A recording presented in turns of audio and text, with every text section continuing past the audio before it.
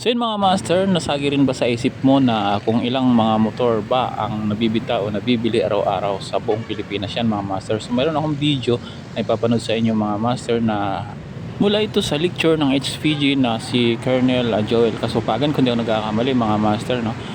Ito ay record nila noon bago pa mag-pandemic, so ano pa kaya ngayon, no? So tara, sama-sama natin panoorin para malaman natin at mayroon tayong idea kung gaano ba talaga karami ang motor araw-araw na nilalabas. Ilan yung nai-issue namin na motor vehicle clearance certificate sa araw-araw? Bibigyan ko kayo ng idea. 30,000 araw-araw. Buong Pilipinas yun. Araw-araw. Imagine 30,000 i-times mo sa 7 days, 31 days, tapos 365 days. Ganun karami ang bumibili ng motor sa Pilipinas. Bakit? Kasi po, ito po yung dahilan.